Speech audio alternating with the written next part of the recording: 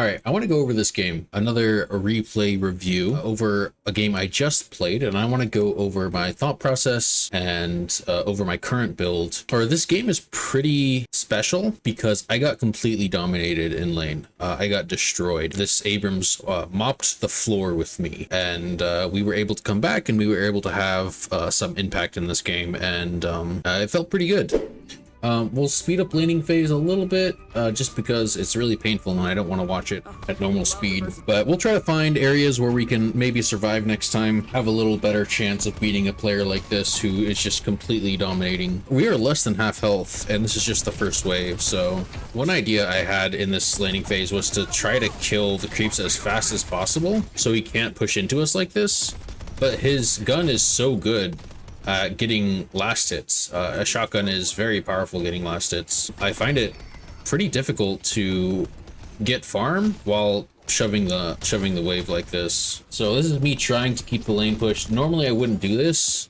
I kind of like sitting back as a McGinnis and letting the creeps come to me, but he has so much pressure on me.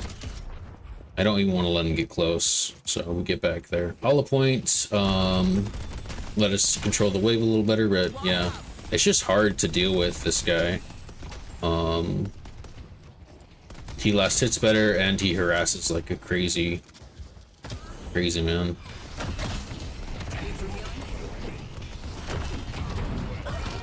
Yeah, that was just, so what happened there, he faked me out the first time. I parried and then he moved his melee, so it went to a different direction, and then since I had parry on CD, he could just melee me, and that's what happened. This Abrams is very good, a lot better than me at meleeing and laning in general. I usually go I went my gun build. Maybe this was also a mistake. I grabbed 3 gun items so far, these 3. And while that does give me more lane control, it doesn't really give me a lot of survivability. And you'll see what I mean here in a second as I eventually find a solution for him. It's a little too late. So I try to harass as much as possible. My accuracy in lane, or in general, is not that good. So you can see that's kind of insane. I was at full to 0 and I was on my steps there. So he's now 4.2k. He's almost double my souls in terms of net worth. I am very far behind now. As you can see, I'm far behind all the other heroes in the game as well. The best I can do is get my wall up and try to survive that way. But I do have level 2 in heal now, so I have my heal up a lot, which is gonna help. But here, this is the item that kind of saved my lane. In terms of like not feeding away any more kills. Reactive barrier is just what I bought, and I don't buy it for every lane, but against like heroes like Lash and Abrams, it's really good because it gives you a bunch of extra health, effective health, when he goes on you. So it's pretty nice. I'm on full like recovery mode, like try to stay topped up, try to keep this lane back, try not to get denied too many times, but he knows like the exact range at which he can melee, which is insane. I do not have a very good reaction speed. I've found. I think it is a combination of having a new parry button and also just not being very good. But here, reactive barrier saved me. He triggered it and it gave me a bunch of health, so he couldn't actually kill me there. I was definitely dead there if I didn't have reactive barrier. But he's farmed my small camp twice now, which really sucks. He is 6k, I'm 4k, he's a full 2k ahead. I ulted here just to get him off me. I did not want him to be around me. My plan here is just to keep going with my bullets and try to recover by farming camps. So we'll go back to regular speed here in 10 minutes, just to keep things normal. But here's another occasion where reactive barrier saved me. He didn't quite have the damage to kill me. Reactive barrier, I would be dead twice over now. Somebody tried to fight Abrams there and died. That's how powerful he is, but Infernus did get the kill eventually. And you can see how powerful this early bullet selection is. We took the walker from 0 to to 100 to 0 in one creep wave, which was really good. So the rotations plus some decent item choices let us survive that. We now have an okay amount of souls. Like, we're not ahead by any means, but we've pretty much equalized with our team here, which is pretty huge. So my plan coming out of this, let's take a look at my items real fast, and let's normalize the speed here. So this is my initial build. I usually go a few spirit items, a few movement items, and we max out our gun items. So I've said this before, but over 100% extra damage to towers and like 80% extra damage to heroes with like 3 tier 1s and a tier 2. So a lot of damage. And we don't actually plan on building out more gun items for a long time. So we can afford to do this, and it's not much of a big deal. So we clear stuff really fast. Right now we're just kind of managing lanes and looking for camps to take. Took one lane or one wave, now we're taking another wave, then we head back and look for a camp. This is generally what you want to do, win or lose, but when you're behind, it's usually more important to be doing this because if I were to go fight right now, I could add some stuff, add some like a small amount of value, but like my turrets are really weak right now. I don't have anything leveled up all the way. My items are okay, but most of the time our time is better spent farming. I will argue though, with our early gun power spike, it might make sense to try to look for some early kills. That's something I haven't really experimented with at the moment, which might be interesting to do, because one of the biggest weaknesses of McGinnis is she's kind of, at least with the spirit build, she's kind of useless early to mid game. The only thing she can do is defend objectives. She defends really well, and she can like tear down an objective really fast. 1v1, if she doesn't have her turrets up, she's very easy to kill, and she has a hard time getting away when you haven't gotten movement items. So most of my games I've been spent managing lanes and farming up to get that timing, so we have by 20 minutes enough spirit to actually have an impact. The first big power spike will be rapid recharge, so we're saving up for that. Usually when you push, you want to push 2 waves if you can. Actually, this is too far away for me to safely go up and take it, but I do want this wave dead, so I did use my ult there just to take that wave. And this actually gives me more time to farm. I don't know if it's worth it. It's a long cooldown on the ult, so...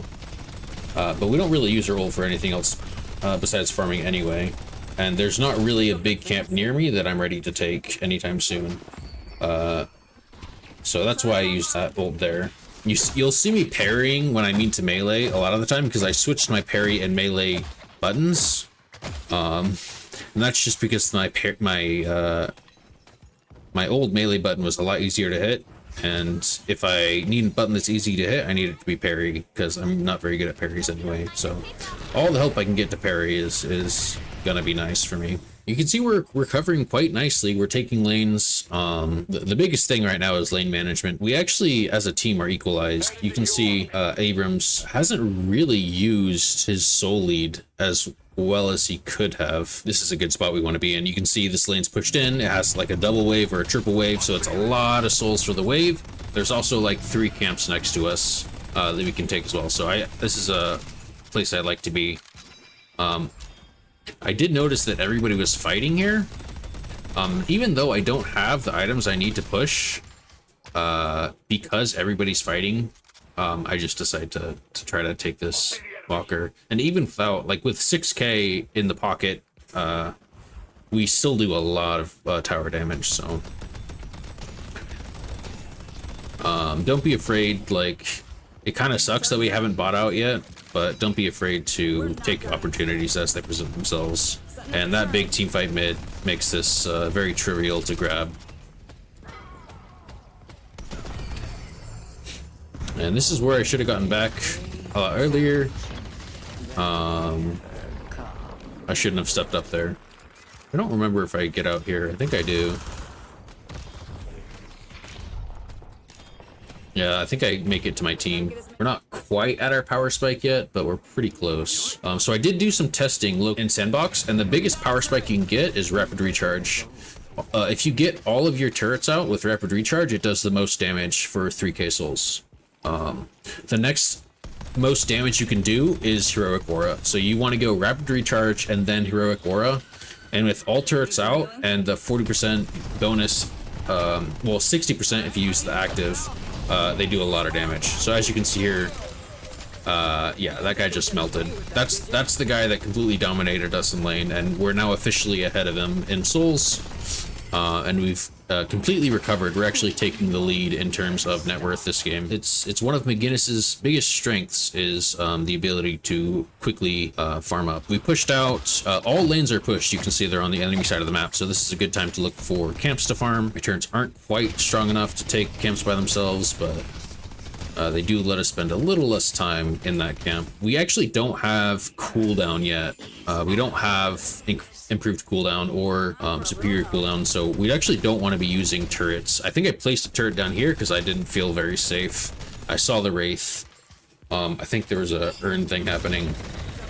Yeah, so it actually turned out to work out.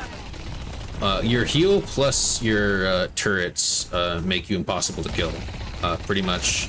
I don't think any hero can kill you once you have heroic aura and you have your turrets done. I see another fight happening. I just killed the Wraith, so I know nobody is well, I know there's one less person watching this lane. I take this opportunity to push. This is something I've been changing. Before, I probably wouldn't push this because I have so much and I want to go buy, but by the time I get back to be able to actually push after I buy, the moment would have left. Like I wouldn't have time to push. Timing is everything with this. We've already established that Wraith can't kill us, so we're not scared of Wraith. We want her to get back so we do some damage, but then we want to focus towers because we know other people are coming to fight here. And all I really care about is getting these towers, so that's our idea here. We want to just dodge and shoot as much as we can. At this point, we're just kind of messing around because there's no way we get out of there. But we kamikaze, we took 2 guardians. That lane is now fully pushed. There's no objectives and we have a lot of stuff to buy, so that was a good play. We forced people to rotate. We gave our team space all around. That was a very pleasant play that we made, and we're 20k. We're quite farmed now. We've hit our major timing, so we have now Mystic Vuln, we have Rapid Recharge, we have our movement items. Both Superior Stam and Enduring Spirit are very nice. We have the ability to get away now. There's a few things we're looking for now. Any lanes that are pushed up, we want to push out, so I'm going to this lane here. Nobody's walking towards it, so I'm going to shove it. If there are any camps nearby, I'll look for those as well. And then we want to look for moments where we can push out. So here's another example of how powerful we are with turrets. Yeah, he just melted to them. So lanes give the most farm, so we always prioritize lanes. If you're in the middle of farming a camp, you want to do lanes. I think we called mid here, so we're going straight to mid. You can see how much the movement items make a difference. That's pretty insane. As McGinnis, you take mid boss very, very fast. Your turrets plus your gun, it's very, very good. Plus this massive heal as well is very good. So I wall off that. I think they actually stun him out of it anyway, so yeah, we do a lot of damage at this point. And part of it is having just the soul lead as well. If the enemy team was all at 23k, I'd feel a lot less powerful as well. So it's kind of a combination of the velocity, or of how quick McGinnis can farm, and just the sheer DPS of the spirits when you get these items. I was thinking about pushing there, but somebody was defending, so I didn't really have a good opportunity to. We kind of want to play around our teammates, but also I'm looking for ways to split the enemy team, ways I can get established. And I was looking to take the shrine here. Now, it didn't quite work out, but let's see if I could have done anything better here. I'm not sure if stopping there to kill turrets is fine.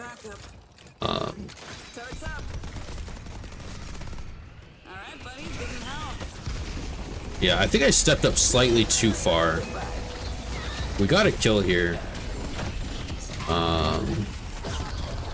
But I think I just timed it wrong. I think the timing was off. If my team was still engaged in a fight, I think what happened is they got back. You can see they're not even pushing up. That let the entire team kind of rotate on me immediately. Whereas if they were still engaged in a fight, I would have been able to take that shrine, no problem. But that's okay. That was just a mistiming. Maybe if I communicated with my team better and said, hey, keep pushing, I'm going to take the shrine, maybe that would have been better as well. But we see a lot of farm on the map. I think comms here, I was like, okay guys, let's just clear up this farm because there's a lot on the map. We'll hit our next timing and push again. So I think that's what we did. You can see the farm actually disappears from our map like pretty fast, which is nice. Here you see the power of McGinnis. Around 20 to I think 25k, you get to a point where you can just start placing turrets in front of camps, and they'll take them for you. So that's what makes her one of the fastest farming heroes in the game. She can take camps without actually being there. I don't think any other hero in the game can take camps without actually physically being there. So the amount of time per camp is very low with McGinnis. Quick overview of the items. I will look at the builds after this. Yeah, this heal is very good. If we stand on the heal, not a lot of people can kill us. And here there's 2 dead, so we want to push into towers. With this massive heal, like, we siege so fast now. We're out of turrets. One thing I kind of want to start doing is getting Echo Shard earlier, because without Echo Shard, it's kind of hard to place a lot of turrets really fast.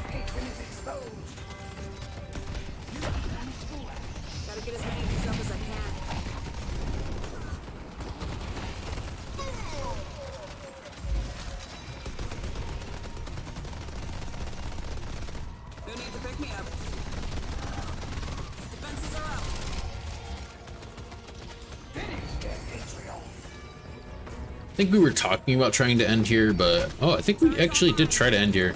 I mean, there's a lot of people dead. I don't have, if I had turrets and Echo Shard here, I think we could have ended, I'm gonna be honest. I tried to block out the 7 ult for me, but I didn't notice the Ivy still here, so I almost survived. I'm surprised Wraith ulted me there because I was so low health. All in all, okay, we got the weakened patron. All lanes are pushed. Map is relatively clear of farm, and we're almost at Echo Shard. So all of these are very important to grab before Echo Shard. I don't think I would want Echo Shard before any of these. Like, Mystic Slow is really good. Superior cooldown is like necessary to be able to fight often. Craft Recharge is massive, and Heroic Aura is also massive. Mystic Vuln increases damage so much. Like, yeah, honestly, Echo Shard is very, very good, but it doesn't matter if you get out more turrets if your turrets aren't very strong in the first place. So it's been working pretty well, getting Echo Shard later, but I've seen people rush Echo Shard too, so I'm not sure which one's better. We got some picks here, so I think we go for the end, or we in comms we're saying, okay, let's go end. We got some kills. I'm asking to go mid boss, but they're like no ends, and I think we actually decide to go mid boss after this, just because everybody's up and we probably won't be able to here. So I finally grab Echo Shard here, my biggest power spike, and our build's fully turned on at this point.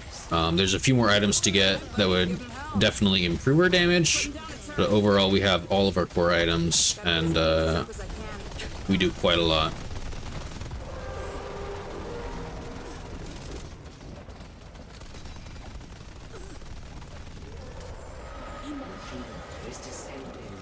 Okay, I want to see. This was a funny moment. I want to see this. Yeah, that's a lot of damage. I wonder, can we, I want to see how much of that damage was the turrets. Let's see here.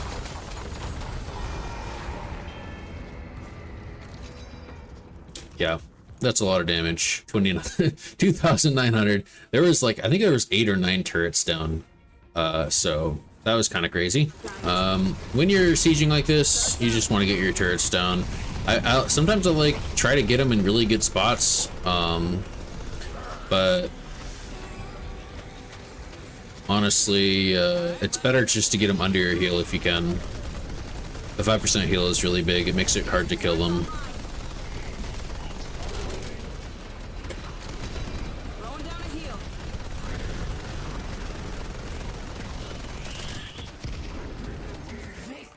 Yeah, even if you lose lane, you have a good chance of winning. Just try to recover, manage lanes, farm camps, contribute where you can, and try to hit your timings, and recognizing when good times are to take objectives as well.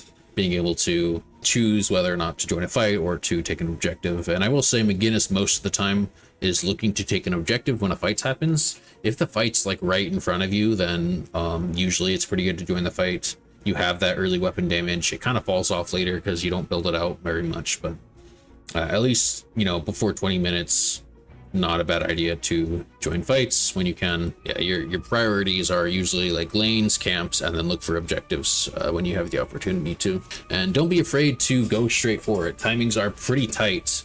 At high elo, you want to react as fast as possible because you have like a small window for it to actually push and to take the objective, because people react a lot faster the better they get. So